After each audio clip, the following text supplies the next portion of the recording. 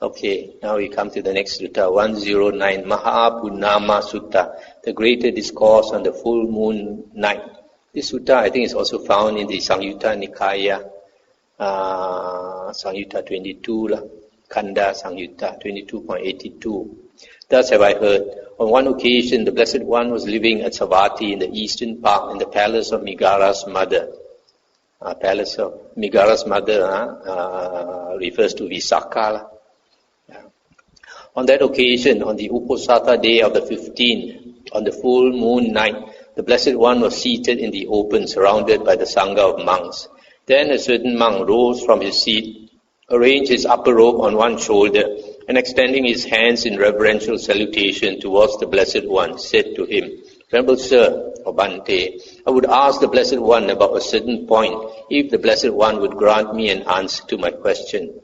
And the Buddha said, sit down on your own seat, monk, and ask what you like. So the monk sat on his own seat and said to the Blessed One, are these not, Venerable Sir, the 5 aggregates affected by clinging, or the 5 aggregates of attachment? That is, the material form aggregate or body affected by clinging, the feeling aggregate affected by clinging, perception aggregate affected by clinging, the volition aggregate affected by clinging, consciousness aggregate affected by clinging. And the Buddha said, these monks are the 5 aggregates affected by clinging. That is, the material form aggregate, the feeling, perception, volition, and consciousness. Saying, good Venerable Sir, the monk delighted and rejoiced in the Blessed One's words. Then he asked a further question. But Venerable Sir, in what are these 5 aggregates affected by clinging rooted? And the Buddha said, these 5 aggregates affected by clinging are rooted in desire, chanda, monk. Then he asked again, Venerable Sir, is that clinging the same as these 5 aggregates affected by clinging? Or is the clinging something apart from the 5 aggregates affected by clinging? And the Buddha said, monk, that clinging is neither the same as these 5 aggregates affected by clinging, nor is the clinging something apart from the 5 aggregates affected by clinging. It is the desire and lust in regard to the 5 aggregates affected by clinging that is the clinging there. But Venerable Sir, can there be diversity in the desire and lust regarding these 5 aggregates affected by clinging? There can be, monk, the Blessed One said. Here, monk, someone thinks thus, may my material form or body be thus in the future. May my feeling be thus in the future. May my perception be thus in the future. May my volition be thus in the future. May my consciousness be thus in the future. Thus there is diversity in the desire and lust regarding these 5 aggregates affected by clinging. But Venerable Sir, in what way does the term aggregates apply to the aggregates? Monk, any kind of material form whatever, whether past, future or present, internal or external, gross or subtle, inferior or superior, far or near, this is the material form aggregate. Any kind of feeling whatever, far or near, etc., this is the feeling aggregate. Similarly, any kind of perception whatever, any kind of volition whatever, any kind of consciousness whatever, whether past or future, whether past, future or present, internal or external, gross or subtle, inferior or superior, far or near. It is in this way, monk, that the term aggregate applies to the aggregates. What is the cause and condition, Venerable Sir, for the manifestation of the material form aggregate? What is the cause and condition for the manifestation of the feeling aggregate, perception aggregate, volition aggregate, consciousness aggregate? The 4 great elements, monk, are the cause and condition for the manifestation of the material form aggregate. Contact is the cause and condition for the manifestation of the feeling aggregate. Contact is the cause and condition for the manifestation of the perception aggregate. Contact is the cause and condition for the manifestation of the volition aggregate. Mentality, materiality is the cause and condition for the manifestation of the consciousness aggregate. Stop here for a moment. So the earlier parts, I think you can understand. Buddha says these 5 aggregates are rooted in desire. It's because of desire that they manifest. And the clinging is the clinging for the 5 aggregates. This last part, the 4 great elements are the cause and condition for the manifestation of the material form aggregate. Rupa or matter is defined as the 4 great elements. So normally in the suttas it is said that when consciousness vijnana arises, it arises together with nama rupa. Nama rupa is mentality, materiality. So nama rupa arise with vijnana and cease. They always come together. They're like Siamese twins joined. So when you have vijnana, which is consciousness, for these 6 consciousnesses, that means seeing consciousness, hearing consciousness, smelling, taste, touch and thinking consciousness, whenever the consciousness arises, there must be an object. So Namarupa is the object of vijnana, object of consciousness. So Namarupa is phenomena. So this phenomena, what we are conscious of in the world, we normally say has 2 parts, mentality, materiality, the mental part and the material part. The mental part, of course, is from the mind. This material part, rupa, normally we think is the physical world, right? But this physical world in the suttas is defined as the 4 properties, earth, water, fire, wind, the 4 great elements. Earth signifies the hardness element. Anything that we consider hard, we say that is the earth element. Of course, hardness has varying degrees, various degrees of hardness. Even softness also is a type of hardness. And then earth, water. Water is a property of cohesion.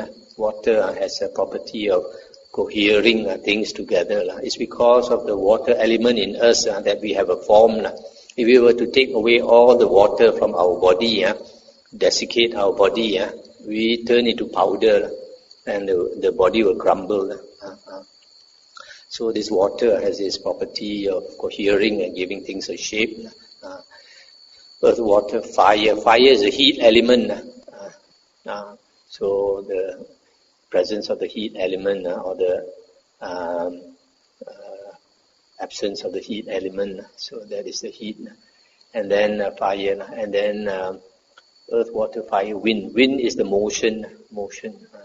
So this physical world, we like to think of it as something very distinct from the mental, that it is the physical world. But if we consider it in more detail, each one, for example, this hardness. Hardness is a perception. Hardness is perception. So perception is mind-made, right?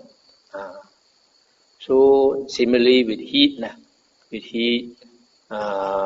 motion, with this perception of form and all these things. So for example, 2 persons may have a different perception. For example, if somebody, his karma is so bad, he lands up in hell, so he's burned by the fires of hell. Okay? But if an arahant goes to hell, his mind is different, so he does not feel the fires of hell. It's not burned by the fires of hell. So even this physical world that we think is so solid, is so real, actually it's all mind-made. That's why the whole world exists in the 6 consciousness. So when there is consciousness, there is world. There's no consciousness, there is no world. So Nibbana, in the state of Nibbana, Nibbana is not a place. Nibbana is a state when the 6 consciousness ceases. No world exists. And then Buddha says Nibbana is an extremely blissful state. Venerable Sir, how does identity view come to be? This identity view is Sakaya Ditti. Here, monk, an untaught ordinary person who has no regard for Aryans, noble ones, and is unskilled and undisciplined in their Dhamma, who has no regard for true men, and is unskilled and undisciplined in their Dhamma, regards material form as self, or self as possessed of material form, or material form as in the self, or self as in the material form. Similarly, he regards feeling, perception, volition, consciousness in the same way. That is how identity view comes to be. But Venerable Sir, how does identity view not come to be? Here, monk, a well-taught, noble disciple, Aryan disciple, who has regard for noble ones, Aryans, and is skilled and disciplined in their Dhamma, who has regard for true men, and is skilled and disciplined in their Dhamma, does not regard material form as self, or self as possessed of material form, or material form as in the self, or self as in the material form. Similarly, he does not regard feeling, perception, volition, and consciousness as self, or self as possessed of the aggregates, or the aggregates as in the self, or the self as in the aggregate. That is how identity view does not come to be. Stop here for a moment. This identity view is one of the 10 factors that we have to eliminate to become an Arya, to become a Sotapanna, the lowest fruition. The Sotapanna has eliminated 3 factors. One of them is identity view. So this identity view means you identify yourself with the 5 aggregates. You take the 5 aggregates to be the self, or as belonging to the self, or the self as inside the 5 aggregates, or the 5 aggregates as inside the self. So you identify yourself with the body and the mind, because these 5 aggregates are the body and the mind, which ordinary people so regard. You take the body and the mind to be the self. So when a person understands the Dhamma, he can see that the body and the mind are impermanent, changing, ever changing, changing at a very fast speed. And if you cling to it, it's going to cause you to suffer, because nothing in the world is permanent. So when a person understands the Dhamma, slowly he let go of this body and the mind. So when he does not see that the body and the mind are the self, so he becomes a Sotapanna. Although he still has a self, and the self is somehow tied to the 5 aggregates, but he can see that the 5 aggregates, the body and the mind, is not the self, or belonging to the self, etc. What, Venerable Sir, is the gratification? What is the danger and what is the escape in the case of material form? What is the gratification, danger and escape in the case of feeling, perception, volition and consciousness? The pleasure and joy, monk, that arise in dependence on material form. This is the gratification in the case of material form. Material form is impermanent, suffering and subject to change. This is the danger in the case of material form. The removal of desire and lust, the abandonment of desire and lust for material form. This is the escape in the case of material form. Similarly, the pleasure and joy that arise in dependence on feeling, perception, volition and consciousness, that is the gratification in the case of the aggregates. But these aggregates are impermanent, suffering and subject to change. That is the danger in the case of the aggregates. The removal of their desire and lust, the abandonment of desire and lust for the aggregates, that is the escape in the case of the aggregates. I think last year we went through one sutta where we, in the Majjhima Nikaya, where we talk about the danger, the gratification, danger and escape in the case of material form. And it was said, the gratification of material form is to see a very beautiful body, a very beautiful material form, like in the case of a 16-year-old young girl in the prime of her beauty. And the danger is that when you see her again 80 years later or 90 years later, she's bent over and white hair or no hair, and feeble with age, wrinkled skin, ugly looking. That same girl, after many years, becomes ugly looking. That's the danger. Or she gets cancer or something in the middle of her life, and then she's lying on her bed, lying on her own excrement and urine, unable to help herself, and people have to feed her, clean her, and all these things. That is again the danger. And then the third case is that after this beautiful girl has died, suppose the corpse is 3 days old. You look at the corpse, it's smelly, bloated, blue-black, and all that. So this is the danger of material form. So things in the world are like that.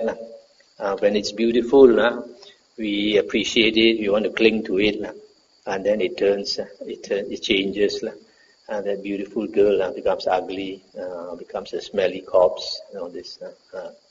So if we understand the Dhamma, then we realize things that we like to cling to are the very source of suffering. So then we realize it's not worth it. And slowly, as we mature in the spiritual path, we let go. Venerable Sir, how does one know, how does one see, so that in regard to this body with its consciousness and all external signs, there is no I-making, mind-making, and underlying tendency to conceit? Monk, any kind of material form whatever, whether past or present, internal or external, gross or subtle, inferior or superior, far or near, one sees all material form as it actually is with proper wisdom thus: this is not mine, this I am not, this is not myself. Similarly, any kind of feeling, perception, volition, consciousness, whatever, whether past, present, internal or external, gross or subtle, inferior or superior, far or near, one sees them as they actually are with proper wisdom thus: this is not mine, this I am not, this is not myself. It is when one knows and sees thus in regard to this body with its consciousness and all external signs, that there is no I-making, mind-making, or underlying tendency to conceit. Stop it for a moment. So here the Buddha says we have to see these 5 aggregates, any type whatever, whether past or present, internal or external, gross or subtle, inferior or superior, far or near, all types of aggregates are not mine, are not I, are not myself. So when one realizes this, then the tendency to conceit slowly we let go. Then in the mind of a certain monk, this thought arose: so it seems material form is not self, feeling is not self, perception is not self, volition is not self, consciousness is not self. What self then will actions done by the not self affect? Then the Blessed One, knowing in his mind the thought in the mind of that monk, addressed the monks thus: it is possible, monks, that some misguided man here, obtuse and ignorant, with his mind dominated by craving, might think that he can outstrip the teacher's dispensation thus: so it seems material form is not the self, feeling is not self, perception is not self, volition is not self, consciousness is not self. What self then would actions done by the not self affect? Now monks, you have been trained by me through interrogation on various occasions in regard to various things. Monks, what do you think? Is material form permanent or impermanent? Impermanent, Venerable Sir. Is what is impermanent suffering or happiness? Suffering, Venerable Sir. Is what is impermanent suffering and subject to change, fit to be regarded thus: this is mine, this I am, this is myself? No, Venerable Sir. Monks, what do you think? Is feeling, perception, volition, consciousness permanent or impermanent? Impermanent, Venerable Sir. Is what is impermanent suffering or happiness? Suffering, Venerable Sir. Is what is impermanent suffering and subject to change, fit to be regarded thus: this is mine, this I am, this is myself? No, Venerable Sir. Therefore, monks, any kind of material form whatever, whether past, future or present, internal or external, gross or subtle, etc. Similarly, any kind of feeling, perception, volition, consciousness, all should be seen as they actually are with proper wisdom thus: this is not mine, this I am not, this is not myself. Seeing thus, a well-taught noble disciple becomes disenchanted with material form, disenchanted with feeling, disenchanted with perception, disenchanted with volition, disenchanted with consciousness. Being disenchanted, he becomes dispassionate. Through dispassion, his mind is liberated. When it is liberated, there comes the knowledge, it is liberated. He understands birth is destroyed, the holy life has been lived. What had to be done has been done. There is no more coming to any state of being. That is what the Blessed One said. The monks were satisfied and delighted in the Blessed One's words. Now while this discourse was being spoken, through not clinging, the minds of 60 monks were liberated from the tames. That's the end of the sutta. This last part now is very important. You find this a logic that the Buddha uses when the Aryan disciple understands it, then he let go and he becomes liberated. Namely, that the Buddha makes them see that these 5 aggregates are impermanent. And what is impermanent is the source of suffering. And what is permanent, a source of suffering and subject to change. It is not fit to regard it as mine or I or myself. So when they see this, then they let go, become disenchanted. The problem is, unless our body is very sick, it's very difficult to see this. But imagine one day, if you have cancer, you have terminal cancer, and your body, the cancer has run all over the place, and it's giving you a lot of pain, and it's breaking up. Then only that person will see really what the Buddha says. What is impermanent is suffering, and not fit to be regarded as I and mine.